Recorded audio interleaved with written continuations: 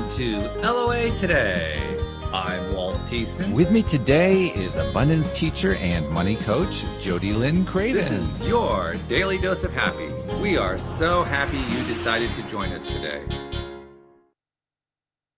And Jodi Lynn, we got a double dose of money coaching today because our guest is also she self-styles as a love and money coach. So just a little overlap going on there. And I have to admit, when she signed on to join us on the show today, all I kept thinking about was, wow, this is going to be great. I mean, I'm going to ask probably one question, and then it's going to be Jodi Lynn and Sophie just going back and forth because you guys are going to be I just feel like you guys are going to be feeding off of each other.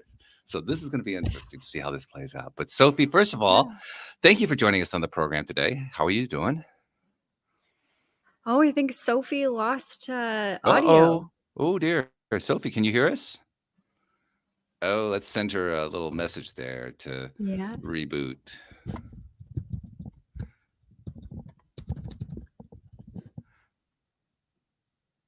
Okay, so hopefully she'll... Technology. Oh, there you go. Sorry, I'm not sure what there happened. we are. Oh, there you are. Yeah. I don't know what happened, but I can hear you now. That's the main thing. So I was just saying that you and Jodi Lynn are probably going to be doing most of the conversation because you guys have so much overlap in what you guys do. But I start off by welcoming you. So welcome to the program. And how are you doing today? Thank you so much. I'm happy to be here. I'm actually doing really great. Today was a great day for me. Cool. All right. Awesome. Well, we like that. Yeah. Where are you connecting from? Toronto, Ontario. Ah, there we go. We got another parallel. Canadian. Where are you guys? I'm from Edmonton, Alberta. Oh, wow. I was born in Calgary. Oh, no way. See? And you Small Walt? world. I am in Connecticut. I'm the U.S. resident here. But There we go. Today, once again, this often happens on Wednesdays too. We get a lot of Canadian guests, don't we, Jodi Lynn? I mean, We like do. a lot, like Yeah, more than that's great. half. Yeah, Really? it's really interesting Yeah. how that works out. Yeah, it's really interesting how that works out. I mean, last Is it week the was same on every day? Like you no, also it's get Wednesdays. No, Just Wednesdays. The Interesting. Canadians want Wednesdays. Wednesdays. Yeah, I don't know Yeah. why. Well, I I mean, mean, I it's just not attract the Canadians. never. I mean, we have had Canadians on other days, but it's amazing how often it happens on Wednesday. Yeah. Wow.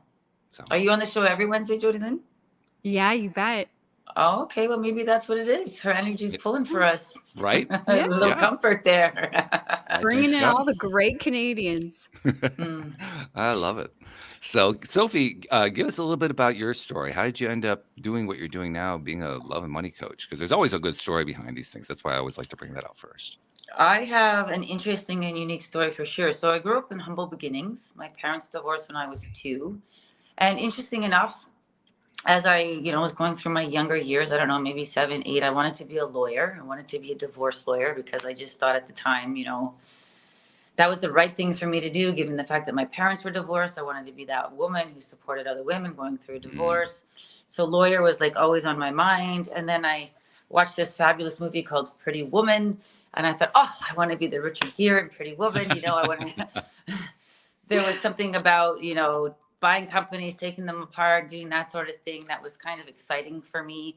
And then I went to university and I thought, I'm going to be an environmental lawyer. I'm going to help big businesses get greener. And I realized how expensive university was. And I thought, oh God, I got to start thinking about something else. And I didn't really want to do another 4 years. So I started selling gym memberships, funny enough. And that's when I really learned the power of a commission check and how I could write my own check based on my own performance, which I really liked because I had the gift of the gab.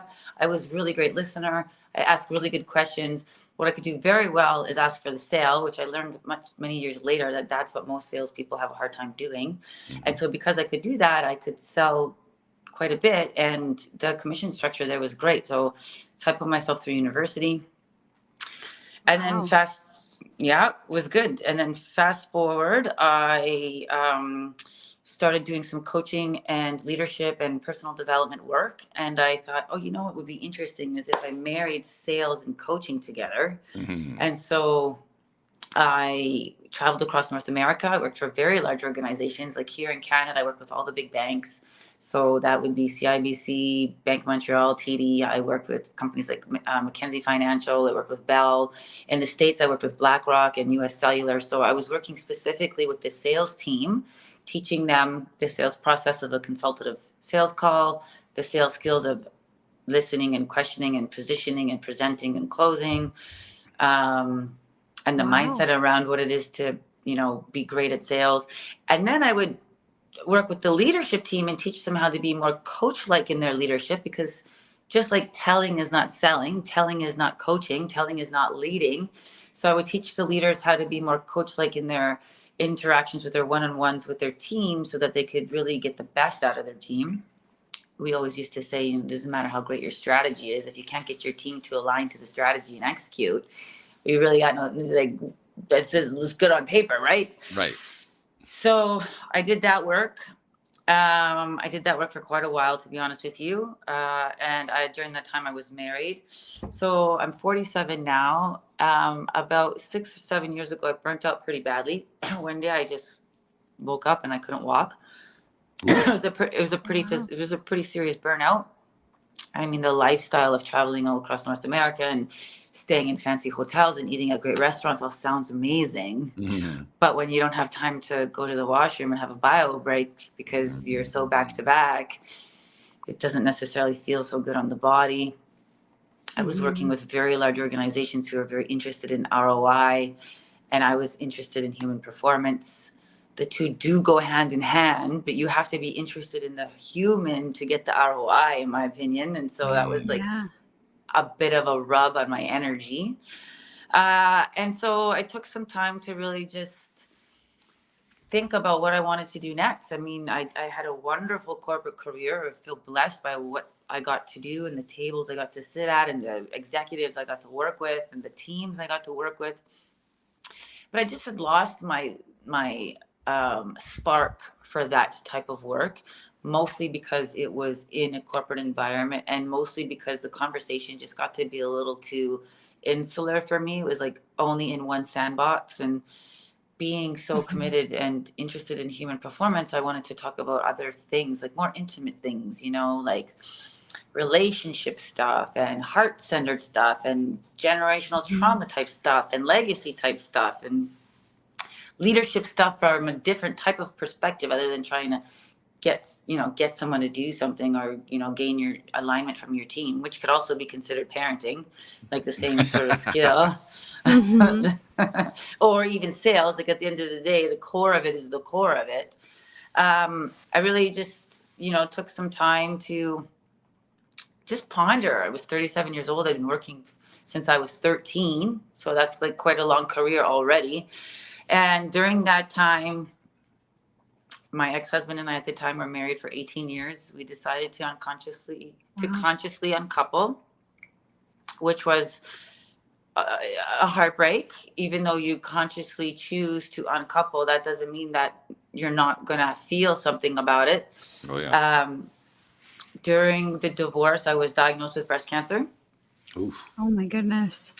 So I sort of felt like the universe waxed my whole body at the same time. Yeah. And really had to do some deep inner work. I was somebody who was committed to inner work since I was in my early 20s. So like I've been doing work up until now. This is about 42. So I've been doing work solidly for 20 years. But the scariest moment in my life was sitting across from the doctor, who happened to be a walk-in doctor at the time. She was just like, I wasn't even her patient. She had to read the results. Lovely. I mean, talk about a bad day at the office, right? Yeah. Yeah. And hear those words, you have cancer. Like that was like an oh shit moment for me. I mean, I've had many, but not like that.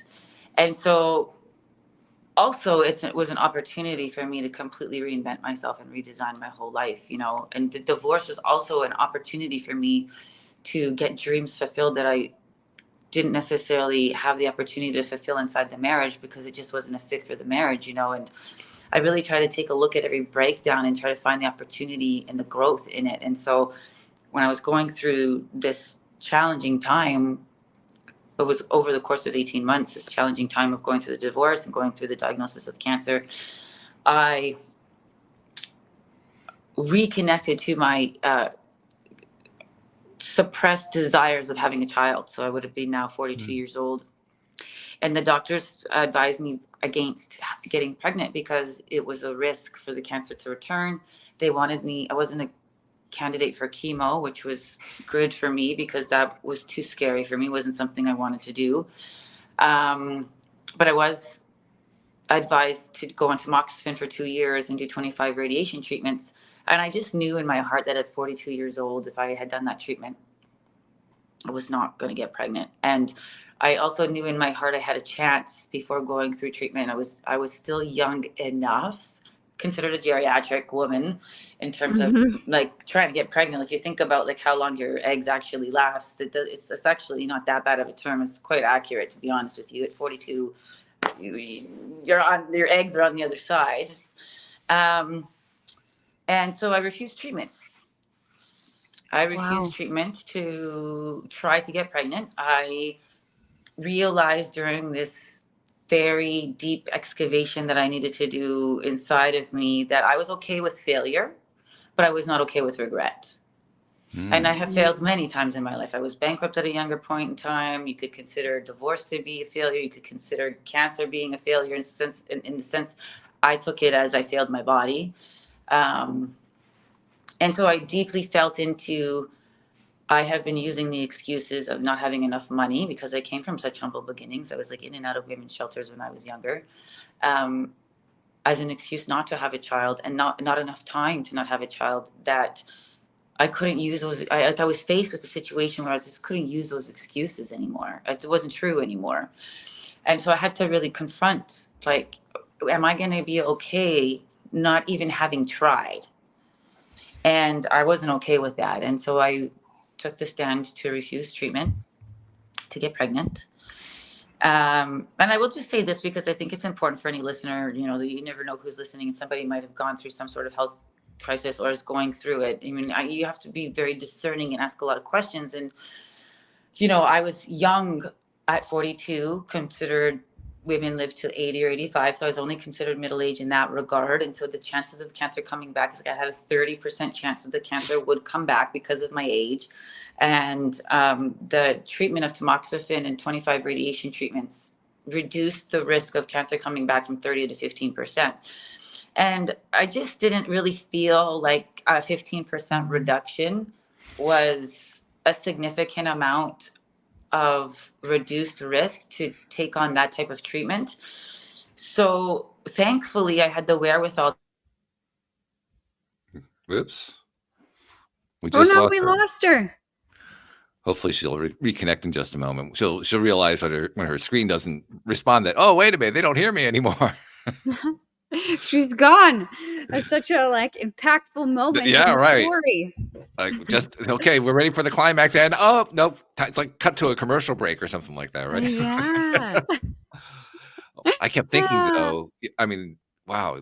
I thought the only parallel between you and her was being a money coach. Apparently, there are other parallels to be explored here. This is it. This is going to be an interesting conversation when we get her connected back in. There's no doubt in my mind. So many. Yeah. Excuse me. Yeah, I was thinking the exact same thing. I was like, oh, wow, it's so interesting. Like the timing that she talked about, and very eerily similar timings for me throughout my life, and very similar experiences. Yeah. Wow. Really quite amazing. As you were listening to her story, what was the first one that jumped out? Like when she said X, what was the X that jumped out to you? Like, oh, wow. Yeah, that's me too. It was the first thing that the similarity that jumped out was the personal development one, actually. Oh, okay. It was, in my early 20s, that's when I started personal development. And so I was like, oh, interesting. And then, humble beginnings. I also wanted to be a lawyer when I was younger, but environmental law, that's what I thought about doing, and also thought it was too expensive. And then when she said bankruptcy, I went through consumer proposal. And the ex, I was thinking of that ex that I had broken up with right before that. Basically, it was the domino effect breakup and then consumer proposal. So it was all of those things. I was like, whoa. And Jodi Lynn, I actually had a screen freeze too. She's tried to connect and I can't connect her right now. So I'm going to quit the browser, talk about your Okay. story for just a moment. I should be back in about 30 seconds and hopefully connect everything in here. Okay. All right. Amazing. Well, this is Yeah. this is the way it sometimes goes, right? It's like all of a sudden technology gets overturned by the energy. Our energy is too big right now. We got to calm it down. Absolutely. Our Okay. energy has taken over. I'll be right back. Sounds good. It's so interesting. The other thing that I was thinking for everybody that's listening, as Sophie was going through her story, she was talking about tragedy and she was talking about opportunity. And what immediately downloaded for me is, in tragedy, there is a light of opportunity. And I think that is a message that we need to hear more often. And that's something that I felt through the tragedies that I've been through in my life. And, I'm talking to a friend earlier today, they're going through some really rough stuff. That we have Sophie back. Yay. And Walt. Yeah. There we go. Sorry, I was very confused for a second. Yeah, all good. We were like on the edge of our seats listening, and then you dropped off. And we were like, Sorry. No, it's okay. Please continue. Okay, so I think I said I was wanted to share this part of my story in case there's anyone listening who's going through a health concern or had a health concern. It's important questions to know how to answer. I mean, like when I got told I had cancer, the amount of fear that goes on in the body and the brain, it just, inside of fear, the mind shuts down.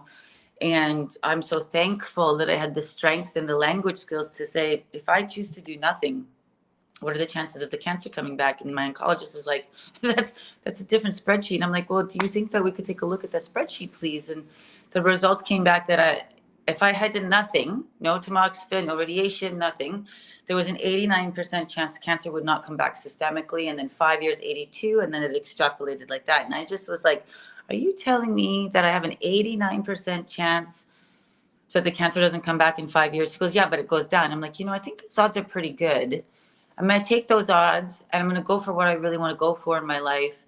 And it was like one of those moments. I mean, like, choosing to consciously uncouple was another one of those moments. I had to just stand in my truth and just really communicate what I wanted, which I think specific, for women specifically, and then more my generation is a little more challenging for us to do.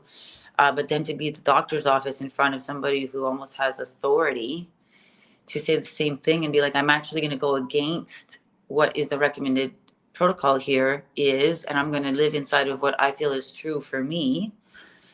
And I actually asked him the question, I'm like, do you think I'm crazy? Like, is my thinking off? And the sad part is for me to stand in such alignment with myself, it felt so off because I had never stood in such alignment with myself before. I didn't really understand what that felt like. So I was just like, well, am I losing it? And the doctor said to me, right? Because it's like very so normal. opposite. Yeah. Well, I didn't know. I never really had that kind of a conversation with someone before. So the doctor's like, actually, no, Sophie, I could get behind your decision. And I was just like, well, why don't you suggest that? Mm-hmm. And they're just like, well, we don't do that in the medical field. Some people undergo cancer treatments for a 1% benefit. Mm. And I was just so saddened in that moment by how many women and people don't necessarily have the language skills or the communication skills or the conscious skills to have the questioning to discern, and make decisions out of fear. There's like so much fear around that. Yeah. So 8 months later, after my lumpectomy, I had repartnered during that time. 8 months later, on our first try, we got pregnant with a baby boy. Yeah. I was 43, less than a 5% chance of getting pregnant. I had a brilliant pregnancy because I was a geriatric mother. I was seen here at a fertility clinic, which means I had all the top of the line equipment. And because it was the pandemic, there was no lineups. Oh, so, that was great. And my gynecologist, my OB, was like, Sophie, the doctors, we sit at the table, we have our round table discussions at the end of the week, and of all the women, you're having a miracle pregnancy. Like, we just don't understand how this pregnancy is just so brilliant for you. And I was just so like honored and blessed that I stood in my truth and I took a risk and I went for it. And the energy of pulling for that, just believing that I could, you know, and this applies in so many different contexts. So just believing that and aligning with the universe in that respect, I manifested it, or I was rewarded or blessed, whatever way you want to look at that. Mm-hmm. So we went through the pandemic, which was very challenging for me because I was very prepared to have some limitations being pregnant, but I wasn't prepared to have all my privileges taken away. And mentally, I started to collapse, baby, with pandemic, and like that was challenging. But on the other side of it, my partner got to take a whole year off for paternity leave because I worked for myself. Actually, I wasn't working at the time, so he got the full year. It was the pandemic. We weren't going anywhere. The three of us got to have this sweet, special, unique experience where we had this little hub in the condo, which most people don't get ever. And because of the conditions of the pandemic, we were in so much joy to just have each other in this like little nest, which is so good for the baby. Sure. You Yeah. know?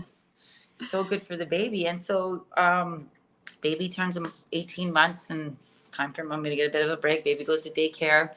I took about 6 months that whole summer just for myself to just like, it's been a lot.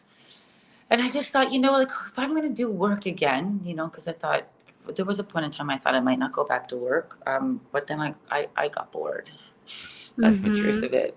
I just started to have a little too much time on my hands, you know.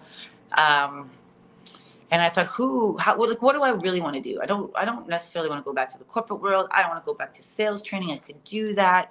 But again, I want to stand in my truth. Like now I have evidence that when I go for what I really want and I stand in my truth and I align and I put all my intention and my energy towards that and it's one directional, there's no polarity or duality or a wobble in my belief, I get it. So like, I was like, wow, baby's the biggest evidence of that for me. I'm going to try again. So I thought, you know, who do I really want to serve and how do I want to help? And I thought, you know, I really want to work with women who've been through some similar situation like myself. Heartbreak. I want to help them heal through heartbreak and attract their soulmate love and build the life that they want to build and help them develop and empower them in the skills that they need to skill so they can make the money they want to make. And that's why I call it love and money. And that could look like owning your own business and I help you manage your team or have strategy or help you with your sales. Or that could look like a younger woman who wants to set herself up for life and she wants to understand how to conduct herself at a business meeting and how to have a consultative call. And so it could look like that. And I wanted to really work with women with heartbreak. Money was always my thing, business, sales. That's kind of how I look at it. But because I went through what I call like 3+1 heartbreaks. You know, I had the divorce, I had cancer, to walk away from a thriving business that my ex-husband and I had built and my career had ended, and then we went through the pandemic, you know, and I think that was a big heartbreak for everybody. And that for me, in 2 years, that amount of heartbreak, it was so challenging to navigate. There wasn't somebody to support me through that, to help me connect the dots or to have perspective or to, you know, I had to put a team around me. And I was good to do that because of all the personal growth I'd done over the last 20 years. But I just don't know that for a woman going through that there is that other woman for her. And I wanted to be here for her. I wanted to be here to support her through that type of heartbreak. And I wanted to support her so that she could be somebody who shows up and be independent, to give herself more financial independence. So she has more choice for her and her family, whether she was inside of a relationship or she had children. And that was where my heart was. And that's is why I'm here today. And how I got to be doing this type of work is because those conversations and this contribution that I can make for that makes it well worth it for me to go back to work, but makes my heart fuller. And that's, I've come to a place now, I'm starting to see that perhaps I went through that because this is now my purpose, you know, and I have so much depth and wealth of connecting the dots and perspective and reframing and recontextualizing and like deepening based on like, you know, your childhood and generation. Like there's just so much now that I understand that I'm like I have that spark to flow it out again, you know, because now I feel full. Mm-hmm. Wow. What an amazing story. Yeah, thank you. I asked you before, Jodi Lynn, what jumped out at you. You started to talk about how it was doing the self-development work. That was the first thing that she said that resonated with you. So, I mean, start there. But what are some of the other things that jump out to you? Oh my gosh, there's so many similarities or so many like linear times that I recognize in my own life and through your story. Like just even like wanting to be a lawyer, I wanted to do that. Starting personal development early, going through a bad breakup, all of these things. Even you know, some of the health challenges. It wasn't cancer, but you know, all of these things. And I think that, you know, we're obviously not the only ones. I think that a lot of people can relate to your story and can see those similar things like benchmarks that have happened in their life. And actually, when you jumped off, well, what I was saying to everyone that was listening is when you were talking about tragedy, Sophie, you were talking about opportunity. And what downloaded for me is that in tragedy, there is the light of opportunity. And that's really what I get from your story. Thank you. Yes, I actually just did a live on that today. It's like, how do you stay in your power in the midst of crisis? And the way to do that is to look for the opportunity in it. And it's a choice. And not choosing is also choosing. And for me, it's the only choice. And that if you can, it's like standing in the eye of the storm, like a tornado. And if you can like stand there and you can see the light, the beacon in the tornado, and you focus on that, it'll pull you through, you know? Yeah. I love that you said that. It's funny how often it plays out here on the show too. I mean, almost every single guest who comes onto the show has some kind of a story like that, where they went through some, we often call it like a crash and burn or something like that. And that's where they did their best learning. It's one of those things that I've known about this now for years. I'm still amazed by the fact that we need to go through the crap in order to learn the most. Mm-hmm. Yeah, not all of us choose to do the learning, right? I think that it's actually a choice to do the excavation. I mean, it's like deconstruct. I had to deconstruct every thought process I had, you know. One of the things I learned is when you have cancer, like this predicated on the emotion of fear, which is then covered by anger and sadness and resentment and like all that. And so I had to guilt and shame, and I had to start to understand why I had feelings of guilt and shame and what were the situations that had me react in a particular way that produced that type of guilt and shame cycle. And then I had to be like, okay, I have to shift my way of that now so that I don't have those emotions, so it doesn't manifest in the body and feed the abnormal cell development, right? But that's a choice too. So I just building off what you said, like that we have to go through there to get it. It's just, it's a choice, and I'm glad that I made that choice. And for everybody who does, you get that there's so much learning in the well of that. Mm-hmm. What do you think prepared you to be that type of person? Because I've found, you know, I've ran into lots of different people in, you know, my lifetime. And there's some people who choose, as you did, to see the opportunity. And there's some people that just get stuck in victim and they choose not to see the opportunity. What do you think prepared you yourself for choosing the opportunity? Yeah. Well, I started doing personal development work around the age of 23 years old. And I started with I don't know, maybe you've heard of it, Landmark Education. Mm-hmm. Yeah. I spent about 7 years at Landmark Education, which is all about possibility and like how to take radical responsibility for yourself. And you're the source, you know, you get to the point where you're the source of all your life.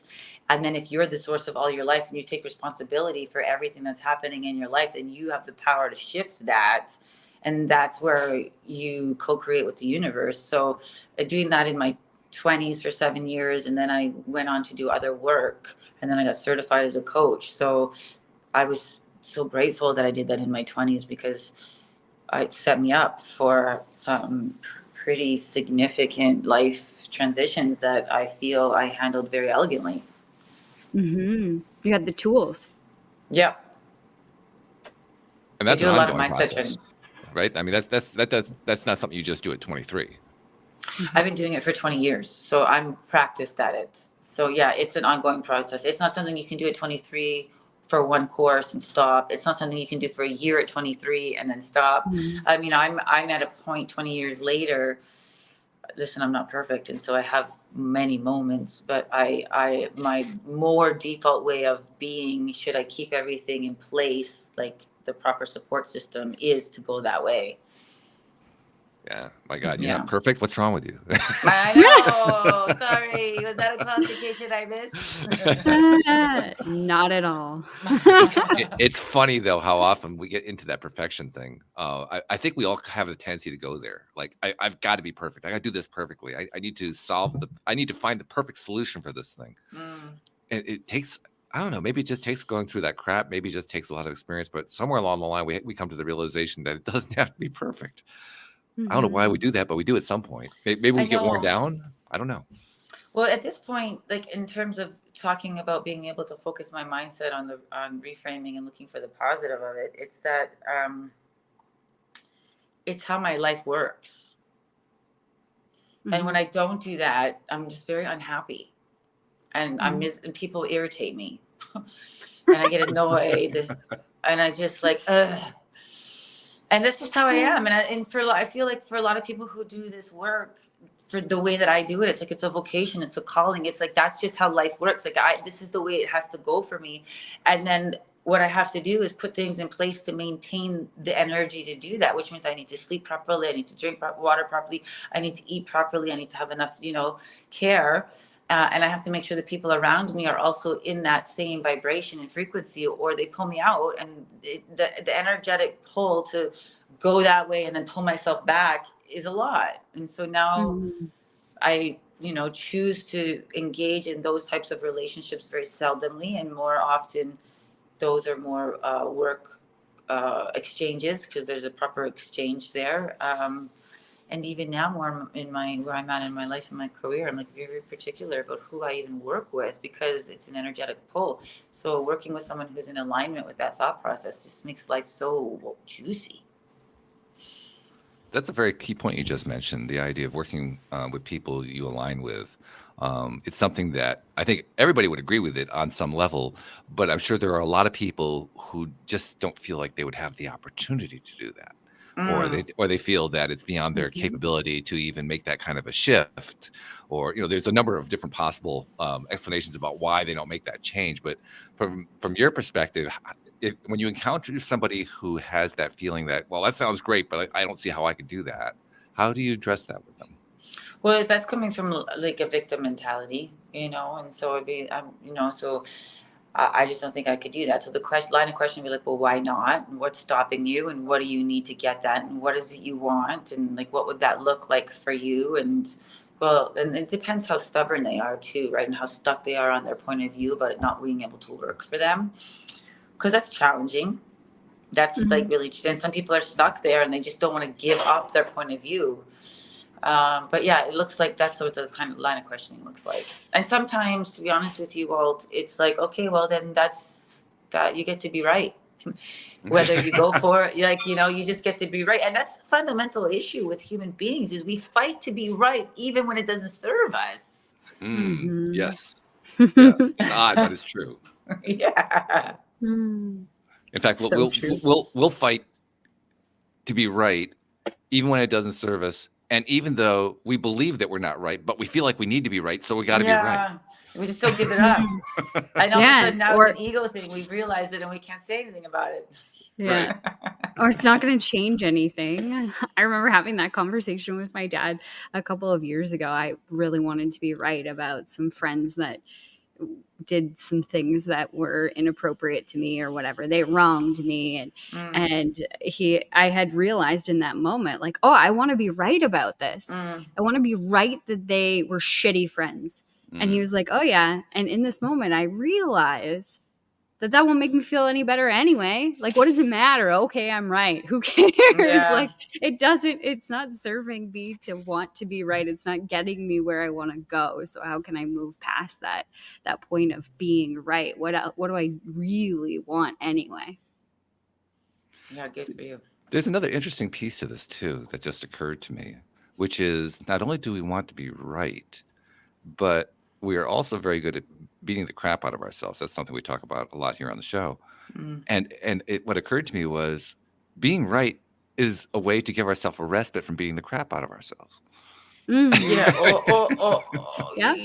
Well, yeah. And I mean, to layer as a different perspective, it's also the source of why we beat the crap out of ourselves. Right. Yes.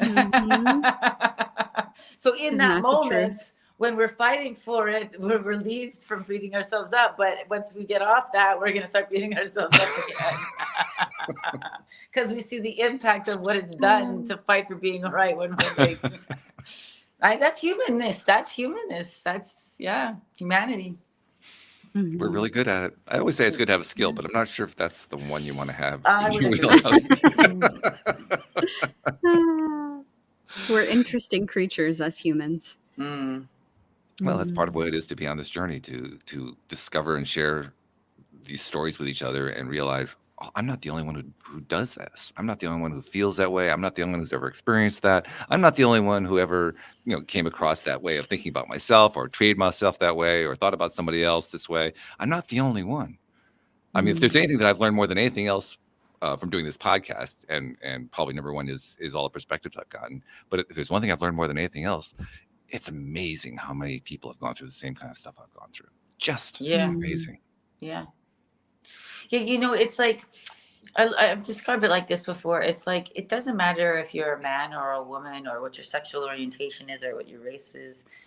There's feelings. We all have feelings. We're humans. And I feel like as a human body, as a group of people, we all have the same feelings, and we get to how we feel in a different way. Perhaps as a woman in her 47s felt oppressed a particular way. Perhaps, somebody else who has a completely different background was oppressed in a certain way. And both those avenues got us to the feeling of not belonging or being abandoned or rejected in some way. So although who you are and how you look and what you're composed of physically from the eye is different than me, that doesn't necessarily mean that we're going to feel things differently, and how we get there is different, but that doesn't mean how we feel about it is different. And so there's so much alikeness in that. If we could just get over the difference in how we look or the context from which we got to that point. And that's part of the reason why I mentioned it, because just talking to so many different people and realizing that we're all pretty much on the same route, somehow all that other stuff that you mentioned, which of course we all tend to bring up, what your gender is, what your orientation is, somehow all that doesn't seem as important anymore, because we're all feeling, wow, we're all feeling the same thing. Yeah. So can we just be friends? Yeah, right. We all just get along. Yeah, like do you have to be more right than I am when we're feeling the same thing? We just got there different. Yeah, no, I get it. It's a good. I think that's part of the enlightenment process. Yeah, it's such a good coming to point. realize that, Yeah. I think too that we often get into this cycle as humans of like thinking that our pain is like worse. Right. Ours is worse, yes. Mine is worse because my story is horrific. And it's really interesting because I've been going on this fertility journey for a number of years. And obviously there's been a lot of pain and anguish with that. And it's so interesting because my two best friends are also on their own journeys with fertility. And one has a similar story with, struggles that I do. And the other one, she's perfectly healthy, just hasn't happened yet. And I remember this was actually like 3 or 4 weeks ago. We all sat around the table and I remember being like, yeah, but like, I feel like you can't just, because I'm the youngest, you can't just be like, oh, you're sweet and cute and whatever, you got no problems. Like my problems are valid. And as I said that out loud, then I began to listen to what they were saying. And the realization for me was it didn't matter whether my story was X and her story was Y and her story was F or whatever. That pain that we were just talking about was as deep in each one of us. It didn't matter how we had gotten there. We were feeling very, very similar things, maybe not the exact same thing, but their pain was as valid as mine. And that was a huge, huge moment for me. I think it's also something that everybody wants. They want the validation. I think it's one of the reasons we tend to do what you're describing. Say, "Oh, mine's much worse than anybody else's," because we're looking for the validation. Maybe kind of a backhanded way of doing it, but that's what we're doing, really. Absolutely. We want to be seen and heard. Yeah, we want to be seen and heard. Yeah. We don't want to be. We don't want our pain to be dismissed. Yeah. And more importantly, when it's acknowledged, when it's validated, when we get that feedback that says, "Yeah, I'm hearing what you're saying. I'm feeling your pain." It's almost like that becomes the moment when we can let go of it. Up until then, we can't really let go of it. But at that point, once it's been validated, like, oh, okay, good. Yeah, that's about being witnessed. That's about being witnessed. That's what we call in the coaching world of being witnessed. There's a power in being witnessed, just to be seen. It's almost like you can't let go until you're seen. And it's such a beautiful gift to give to another human being. And it's such a heartbreak when someone doesn't get that. Yeah. I'm reminded of a number of the teachings that I've picked up over the years from the people I've interviewed. And one of them was the idea of appreciation, learning how to appreciate stuff that we don't like. Appreciate stuff that, went wrong, or I had the bad result or something like that. Right. And I remember the first time I heard that, I said, that's baloney. Why would you want to do that? That's just crazy. But over time, I've come to appreciate how important that appreciation is. But not only to appreciate how important it is, to also appreciate that when you appreciate that stuff, you're not just doing it for yourself, you're doing it for other people too. Because again, this validation thing, everybody has some degree of the validation thing going on whenever a negative event is happening. Right. Oh, that appreciation. It's all in the unpacking, right? You learn it all in the unpacking of it, or like the review of it, or the debriefing of it. And there's just so much gold. That's why I call it like slicing and dicing. Like, I just love these conversations where you just get to like nuance out the energetic dynamic of an interaction. It's just like, it's like a magic carpet ride. There's just so many jewels everywhere. Did you always think of it as an energetic thing? You just referred to it that way, but yeah, it's energy for me. Has it always been that way for you? Yeah, it's like it's the energetic space between two people, and so it's a dynamic, and then they put language to it for me. So when I really be with people, or when I really listen, to be honest with you, I'm listening for the energy. Only really 5% of what you actually say is your communication. 95% lives in the world of the unsaid. And I think I have two gifts that I've come to recognize. One I realized a little earlier, my articulation and the way I can put words to nuanced in situations. And then two is like how I interpret and read energy. Which is great because they go hand in hand, and so when I can put words to what someone is feeling and, in the dynamic of it, it really can help them process, which is great. So yeah, it's always been an energy thing for me. I wouldn't say that I would have called it that when I was younger, but now that I've been calling it that for several years now, but now that I know, yes, it's always been that. What would you have called it when you were younger? Well, like the first thing that comes to mind is intuition. I wouldn't maybe have considered it as energy. Like, I don't know that I would have put the two of that together. I would have told you I was really smart. Okay. Right again. This is why I wanted to be a lawyer, because I can read people. I mean, like I'm talking like younger, like before 20, like that's probably like, 17, 16, when I was a little bit more sassy and coming from a more wounded place. Those are probably some of the things I would have said. Okay. I have a feeling you're still sassy, Sophie. Yeah, thanks. And proud of it. Yeah, it's a little playful. I be with it differently than when I was younger. Yeah. It's very different to be sassy coming from a more, like, I'm not completely healed. I'm human. I'm still in my evolution. Yes. But to come from a more healed place, to be sassy, is a very different impact and energy that somebody experiences. And when you're coming from an unhealed place, one's a little 100%. Yeah, one's cutting and one's kind of like playful and uplifting. Interesting you mentioned that. I was having a online conversation with somebody today, not related to what we're talking about here, but there was enough parallel. And he wanted to be right. That was an interesting piece of it. Right. But he also wanted to be right about something where he was trying to justify.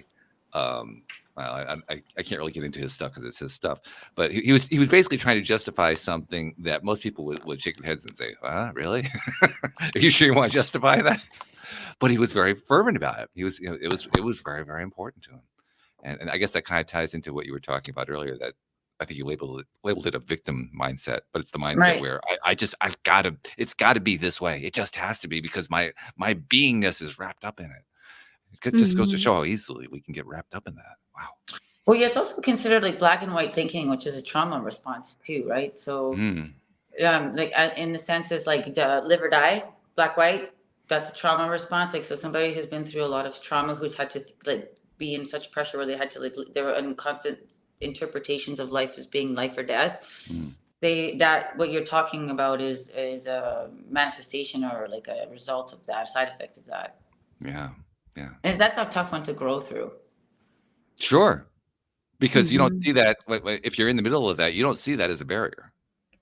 Yeah, also don't see that it's not life or death, or that you're interpreting it like an attack. You're like so in it. Yeah, I used to like it, that plagues me sometimes.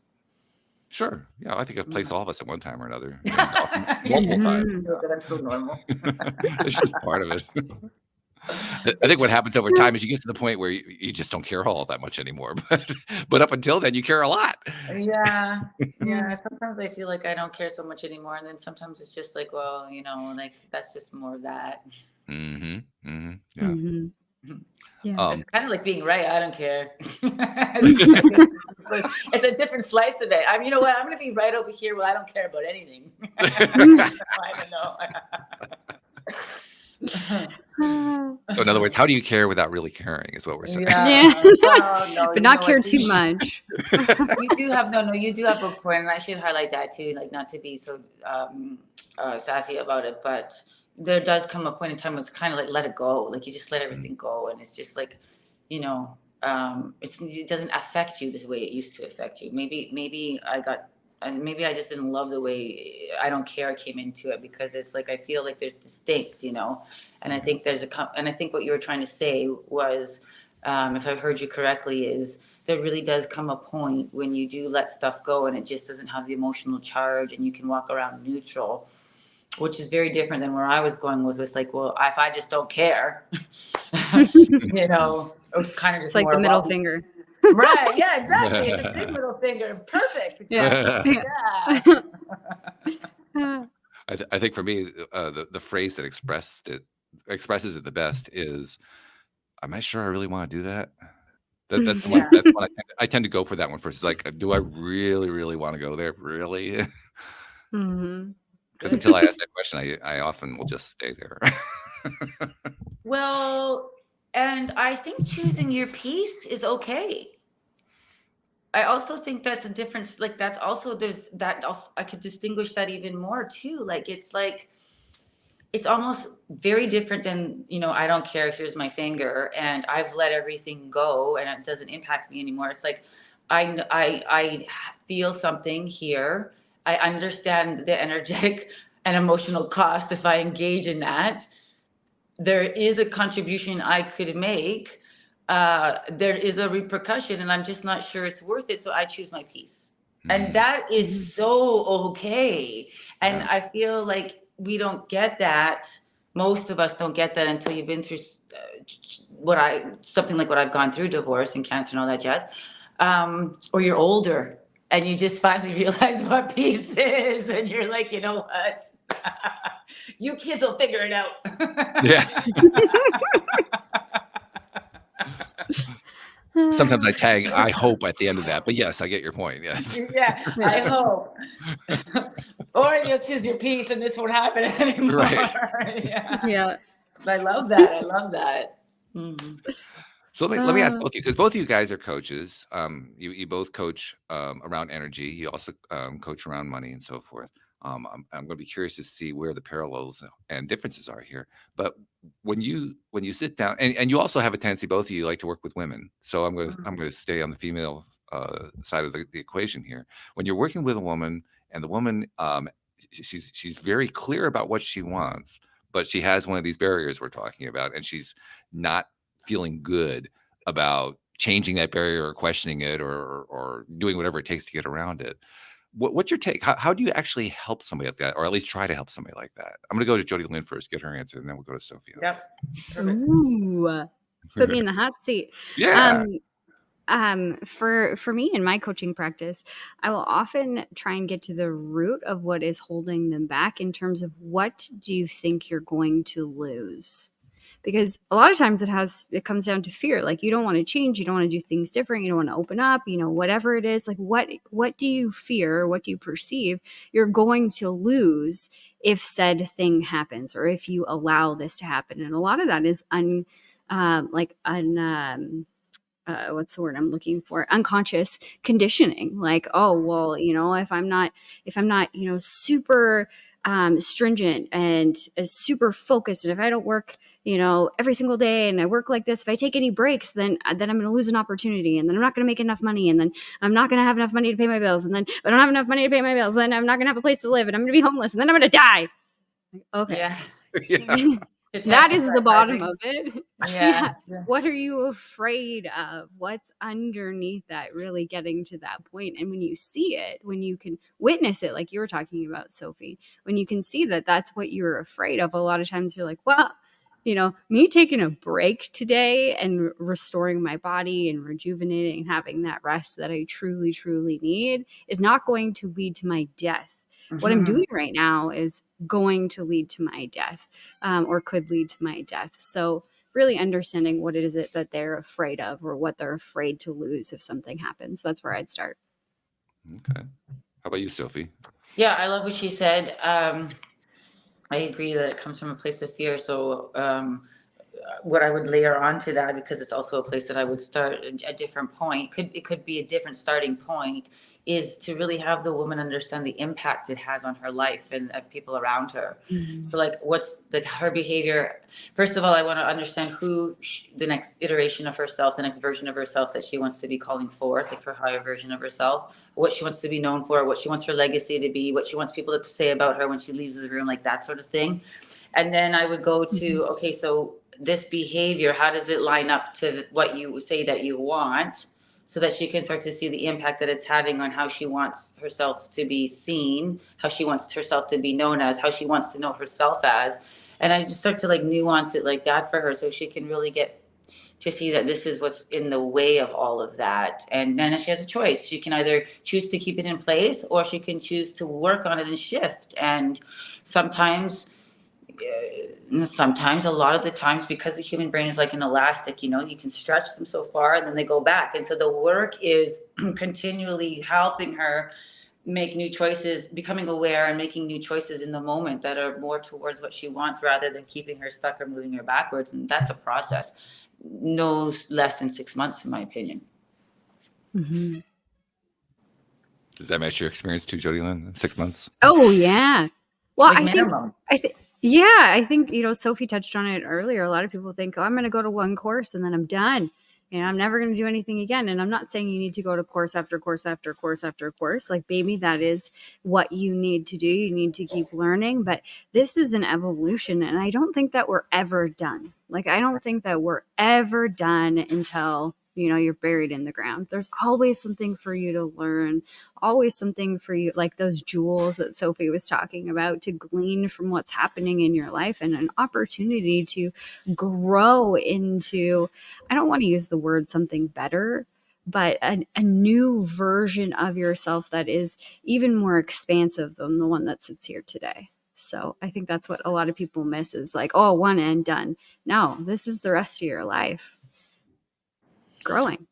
Yeah, and if I could layer on top of that too, it's so funny. I did a live about this today, and it's like, sometimes I feel like we don't want to shed the skin. It's so interesting. I have like this really bad burn. You could like see my skin is shedding. It's just such a great metaphor right now. Like, sometimes we don't want to shed the skin because the skin underneath is like so new and vulnerable. And like right now, that skin, when it touches the air, like it kind of hurts a little bit. And it's like, as a human, to shed that skin and you let that new version of you, your new higher self version, the more evolved version, it's like, we don't understand, like I was saying earlier, what it's like to stand in my truth. I'm just connecting the dot for myself. We don't understand that to step into the next version of ourselves, for day 1, day 2, day 3, might look like a little deer coming out of his mama with the weak legs. It's like there's a vulnerability in that, because you don't have the same certainty of what it's like to have lived, like, to have behaved that way before, because these are new behaviors and thought processes and ways of speaking that you're taking on. And so the vulnerability causes us to wobble. The best thing to do is to get a coach or a mentor to support you through that so you don't go back. And sometimes the wobble is too unfamiliar. And so that for the ego brain makes it scary and we retract. And I feel like I'm so happy we're having this part of the conversation, because I feel like more people need to understand and really, really to be okay and normalize the fact that a new version of you, or trying something on new, speaking, thinking, whatever that is, it is going to feel a bit like you're a newborn for a minute or two. And can you navigate that with strength and conviction and be okay with that until you get your, it's not strength and power because you already have that, but maybe until you get your footing, you know? Yeah, until it becomes familiar. Yeah, until you're like, you're comfortable with it, and you know? A lot of agreement going on here. Not surprising, but a lot of agreement going on here. Yeah, good stuff. Couple things we want to get from you, Sophie, before we part company for the day. First of all, if someone wants to work with you, how do they find you? Yeah, there's two best ways. One is my email. So S as in Sam, D as in David at sophietalks.com. That's SOPHIETALKS.com. And the other is my Instagram. It's at the Sophie Deslauriers. So THESOPHIEDESLAURIERS.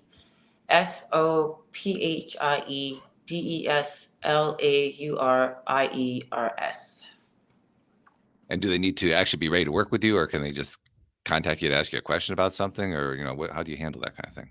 If you want both, you could email me. We could schedule a call. We could have a short conversation to identify whether or not we're a fit. You can DM me on my Instagram, and we can have a short conversation there. And within a very short period of time, me and whoever the other person is gonna know what to do with the conversation. So yeah, that works. Thank you. Yeah, that's a big part. I mean, I almost asked the question earlier, but I think you kind of answered it anyway. How do you pick a coach? I think you just described it very nicely. That's how you pick a coach.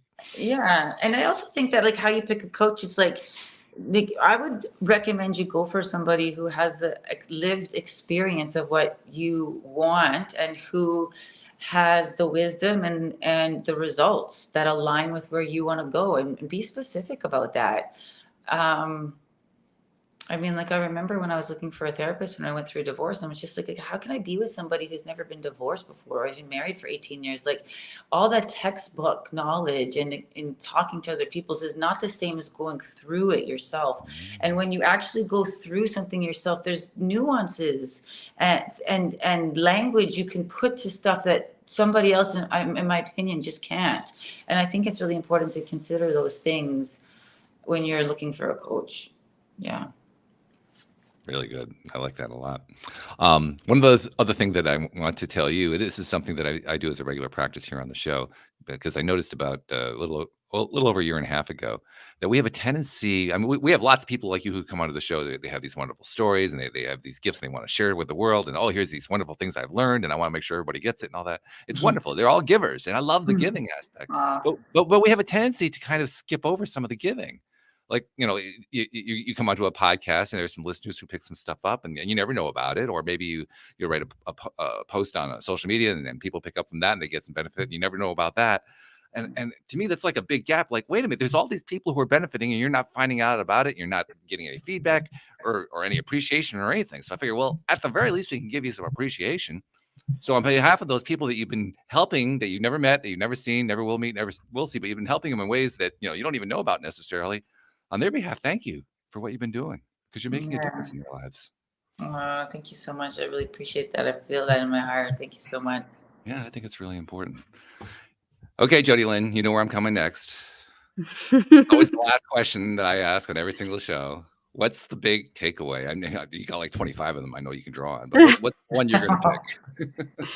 Oh, okay. I'm going to go back to something that I've already said in what a beautiful message from Sophie today. In tragedy, there is the light of opportunity. And what a beautiful story to really display an opportunity, several opportunities along her journey to evolve as a person, and just an incredible light that other people can look to that are going through similar things, or really, let's be honest, anything. When we're feeling down, it's great to look out into the world and see somebody who's been through something that's tough and looked at it as an opportunity and grew from it, and not only grew, but flourished and evolved. So you're a great light to us all, Sophie. Thank you. Thank you so much. I really appreciate that. And we appreciate you joining us and sharing your story with us. So thank you for that as well. And thank you to our podcast listeners everywhere. We will see you all next time here on LOA Today. Goodbye, everybody.